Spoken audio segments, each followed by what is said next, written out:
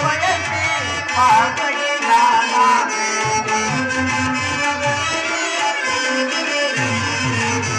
ಅಲ್ಪ ಭೋಗವ ಬಯಸಿ ಆತಗೆ ನಾನಾದೆ ಸಮರಲ್ಲಿ ತೆರೆದಾನೆನ ಕೃಷ್ಣ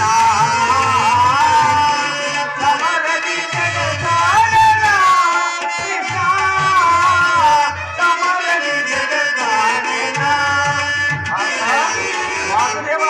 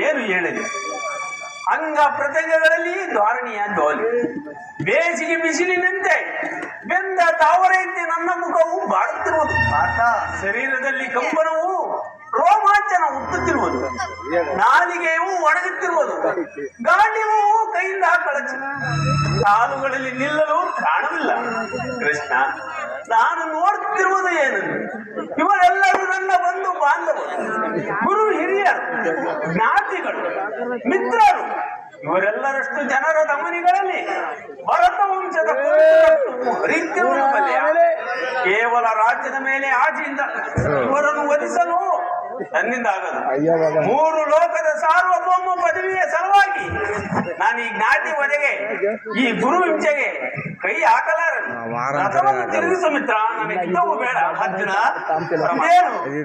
ಈ ವಿಷಮಾವಸಾರದಲ್ಲಿ ಇಂತಹ ಕಸ್ಮಲ ಭಾವದಲ್ಲಿ ಹೇಗೆ ಹುಟ್ಟಿತು ಕ್ಷತ್ರಿಯ ವೀರರಾಗಿ ಅನಾರ್ಯತೆ ವರ್ತಿಸುವೆಯ ತೆರೆದ ಸ್ವರ್ಗದ ಬಾಗಿಲನ್ನು ನಿರಾಕರಿಸಿ ನರಕದ ಮಾರ್ಗವನ್ನು ಹಿಡಿಯಬೇಡ ನರನೆಂದು ಹೆಸರಾಗಿ ಏಡಿ ಎಂಬ ನಿಂದನೆಯನ್ನು ನೀನು ಸಹಿಸಲಾರೆ ಈ ದೌರ್ಬಲ್ಯವನ್ನು ತ್ಯಜಿಸಿ ಯುದ್ಧಕ್ಕೆ ಸಿದ್ಧನಾಗು ಪಾರ್ಥ ವಾಸುದೇವ ಒಂದು ಸಾರಿ ಗುರು ಸೈನ್ಯದ ಕಡೆ ದೃಷ್ಟಿಸಿ ನೋಡು ಭೀಷ್ಮನು ನನ್ನ ಪೂಜಾ ಪಿತಾಮನು ಆಶ್ಚರ್ಯ ದ್ರೋಣರು ಅಸ್ತ್ರ ಶಿಕ್ಷಣವನ್ನು ಕೊಟ್ಟ ಗುರು ಪೂಜಾರರು ಇವರ ಮೇಲೆ ಬಾಣವನ್ನು ತೊಡುವುದೇ ಗುರುವದೆಯಿಂದ ಲಭಿಸುವ ಸಂಪತ್ತಿಗಿಂತ ಭಿಕ್ಷಾಟರಿಕೆಯೇ ಶ್ರೇಷ್ಠರು ಒಂದು ಬಾಂಧವರ ರಕ್ತದಿಂದ ತೊಳೆದು ರಾಜಭವನವನ್ನು ಅನುಭವಿಸ ಇಚ್ಛೆಯು ನನಗಿಲ್ಲ ಅಶಾಶ್ವತವಾದ ರಾಜಲೋಭಕ್ಕೊಳಗಾಗಿ ಶಾಶ್ವತವಾದ ಧರ್ಮವನ್ನು ನಾಶ ಮಾಡಲು ನನ್ನಿಂದ ಆಗುತ್ತೆ ಸ್ವಜನ ವಧೆಯು ನಮಗೆ ಸಮ್ಮತವಲ್ಲ ಪರಮಾತ್ಮ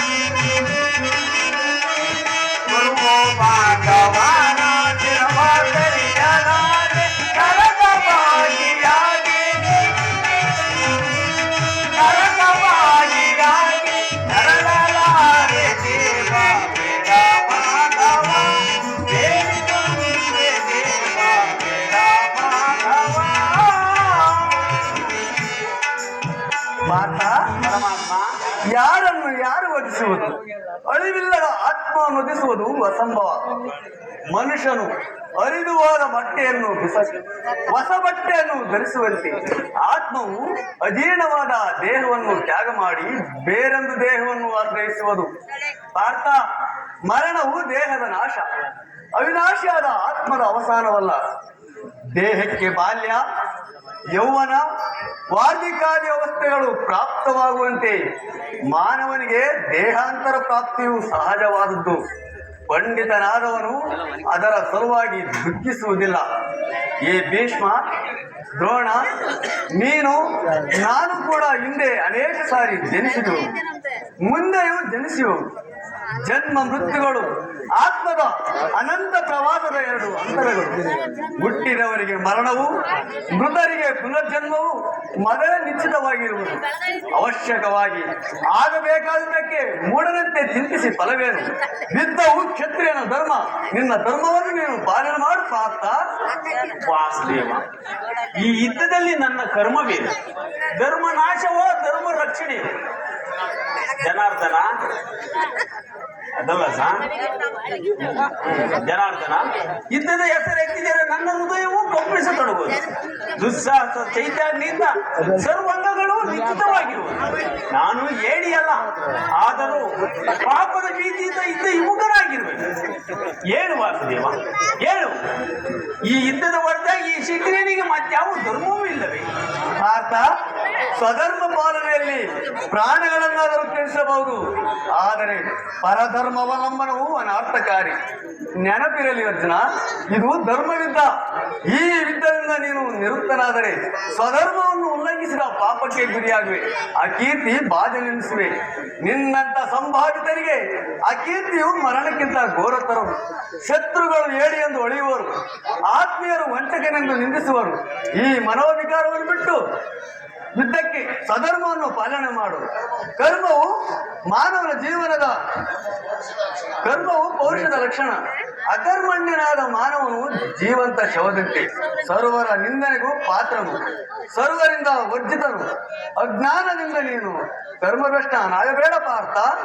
ಪರಮಾತ್ಮ, ಈ ಯುದ್ಧದಲ್ಲಿ ನನ್ನ ಕರ್ಮವೇನು? ಧರ್ಮ ನಾಶವೋ ಧರ್ಮ ರಕ್ಷಣೆಯೋ? ಉಭಯ ಭ್ರಷ್ಟನಾಗದಂತೆ ನನಗೊಂದು ದಾರಿಯನ್ನು ತೋರಿಸು ಪರಮಾತ್ಮ. ಪಾರ್ಥ, ಕರ್ಮವು ಮಾನವನ ಜೀವನದ ರಾಜಮಾರ್ಗ. ನೀನೀಗ ಕರ್ಮ ತತ್ಪರನಾಗು. ಫಲಾಫಲಗಳನ್ನು ಚಿಂತಿಸದೆ ನಿರ್ದಿಷ್ಟ ಕರ್ಮವನ್ನು ಆಚರಿಸು. ಏಕೆಂದರೆ ಮಾನವನು ಕರ್ಮಕ್ಕೆ ಮಾತ್ರ ಅಧಿಕಾರಿ, ಫಲವು ಅವನ ಅಧೀನವಲ್ಲ. ಅನಾಸಕ್ತ ಚಿತ್ತನಾಗಿ ಸಿದ್ಧಿ ಅಸಿದ್ಧಿಗಳಲ್ಲಿ ಸಮಾನ ಭಾವದಿಂದ ಕಾರ್ಯಾಚರಣೆ ಮಾಡುವುದೇ ಮಾನವನ ಕರ್ತವ್ಯ. ಅಸ್ತ್ರವನ್ನು ಧರಿಸು, ಕರ್ಮಯೋಗಿ ಎನಿಸು. ಇಹದಲ್ಲಿ ಕೀರ್ತಿಯನ್ನು, ಪರದಲ್ಲಿ ಸ್ವಾಗತವನ್ನು ಪಡೆಯುವೆ. ಪರಮಾತ್ಮ, ಈ ದಿವ್ಯವಾಣಿಯಿಂದ ನನ್ನ ಹೃದಯದ ಪ್ರಸಕ್ತ ಪ್ರಜ್ಞೆಯನ್ನು ಎಚ್ಚರಗೊಳಿಸುತ್ತಿರುವನು ನೀನು ಯಾರು? ಕರ್ಮಯೋಗಿನ್, ಇಹಲೋಕದಲ್ಲಿ ನನ್ನ ಕರ್ಮವೇನು? ಅರ್ಜುನ, ನಾವಿಬ್ಬರು ಇಹಲೋಕದಲ್ಲಿ ಅನೇಕ ಸಾರಿ ಜನ್ಮಗ್ರಹಣ ಮಾಡಿರುವೆವು. ಅವುಗಳ ನೆನಪು ನಿನಗಿಲ್ಲ. ನನಗಿರುವುದು, ನಾನು ಜನ್ಮ ಜರಾಯಿತನು, ಅವ್ಯಾತ್ಮನು, ಪಂಚಭೂತಗಳಿಗೆ ಒಡೆಯನು. ಯಾವಾಗ ಧರ್ಮದ ಪತನವೋ ಅಧರ್ಮದ ಉದ್ಧಾರವಾಗುವುದು, ಆಗ ನಾನು ಈ ಭೂಮಿಯ ಮೇಲೆ ಜನ್ಮಗ್ರಹಣ ಮಾಡುವೆನು. ಸಜ್ಜನರ ಪಾಲನೆ, ಧರ್ಮ ಸಂಸ್ಥಾಪನೆ, ದುಷ್ಟರ ನಾಶ, ಧರ್ಮ ಸಂಸ್ಥಾಪನೆ, ಇವು ನನ್ನ ಅವತಾರದ ಉದ್ದೇಶಗಳು ಪಾರ್ಥ. ವಾಸುದೇವ, ನಿನ್ನನ್ನು ತಿಳಿಯುವ ಬಗೆ ಹೇಗೆ? ನಿನ್ನ ಅವತಾರದ ಗುರುತುಗಳೇನು? ನಿನ್ನನ್ನು ತಿಳಿಯುವ ಬಗೆ ಹೇಗೆ? ಉತ್ತರವನ್ನು ಕರುಣಿಸು ಮಹಿಮ.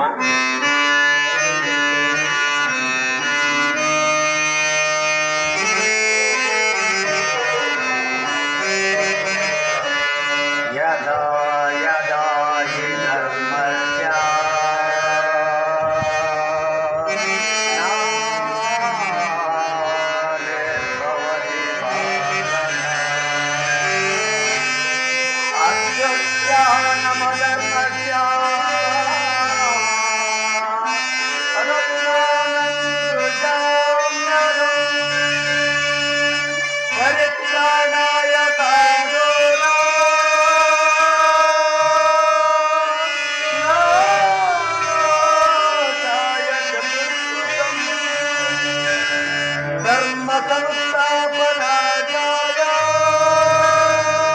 ಸಂಭವಾಮಿದೆ.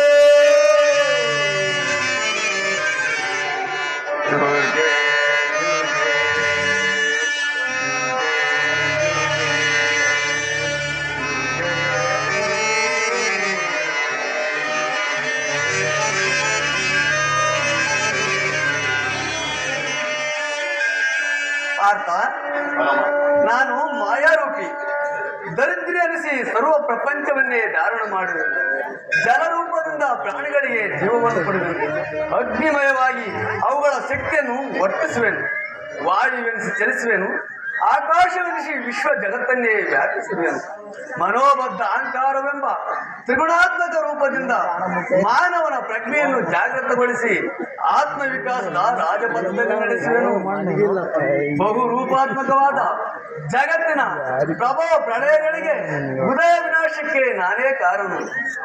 ಪಾರ್ಥ, ಸರ್ವಶ್ರೇಷ್ಠನು ಸರ್ವಾಂತರಯಾಮಿಯೂ ಆದ ಪರವಸ್ತು ನಾನು.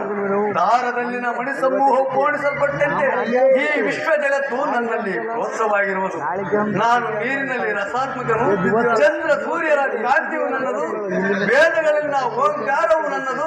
ಮನುಷ್ಯರಲ್ಲಿನ ಪೌರುಷವು ನನ್ನದು. ಸಮಸ್ತ ಭೂತಗಳಿಗೆ ಆದಿ ಕಾರಣವು ನಾನು. ಪಾರ್ಥ, ನಾನು ದೇವತೆಗಳಲ್ಲಿ ಇಂದ್ರನು, ವೇದಗಳಲ್ಲಿನ ಸಾಮವು, ಪರ್ವತಗಳಲ್ಲಿನ ಮೇರುವು, ರುದ್ರನಲ್ಲಿ ಶಂಕರನು, ಋಷಿಗಳಲ್ಲಿ ಭೃಗುವು ಆಗಿರುವರು. ನನ್ನ ವಿಭೂತಿಗಳು ಅಗಣ್ಯ, ಅನಂತ, ಅಬೋಧ. ಅದರೊಂದು ಅಲ್ಪಾಂಶದಿಂದ ಈ ಜಗತ್ತಿನ ಸೃಷ್ಟಿ ಸ್ಥಿತಿ ಪ್ರಳಯಗಳು ನಡೆಯುವ. ಪಾರ್ಥ, ಪರಮಾತ್ಮ, ನಿನ್ನ ನುಡಿಗಳಂತೆ ನನ್ನ ಮೋಹವು ನಾಶವಾಯಿತು. ಹೃದಯದ ಅಂಧಕಾರವು ಹರಿಯಿತು. ಹೇಗೆ ಈಶ್ವರ, ನಿನ್ನ ಈಶ್ವರ ರೂಪವನ್ನು ತೋರಿಸಿ ನನ್ನ ಕೃತಾತ್ಮನಾಗಿ ಮಾಡು. ತಥಾಸ್ತು ಪಾರ್ಥ, ನನ್ನ ಸಂಹಾರ ಮೂರ್ತಿಯ ದರ್ಶನ ಮಾಡು. ಕರಾಳ ಕಾಲ ಸ್ವರೂಪನು ನಾನು. ಕುರುಕ್ಷೇತ್ರದಲ್ಲಿ ಸಮ್ಮಿಳಿತರಾಗಿರುವ ಸಮಸ್ತ ಯಾದರನ್ನು ಒಂದೇ ಸಾರಿ ಅಪೋಷಣೆ ಮಾಡಿಕೊಂಡು ನನ್ನ ಉದರದಲ್ಲಿ ಧರಿಸಿಕೊಳ್ಳುವನು. ನೀನು ನಿಮಿತ್ತ ಮಾತ್ರಕ್ಕೆ ನನಗೆ ಸಹಾಯಕನಾಗು. ಯುದ್ಧದಲ್ಲಿ ಜಯಶಾಲಿಯಾಗಿ ಕೀರ್ತಿಯನ್ನು ಗಳಿಸಿದೆ.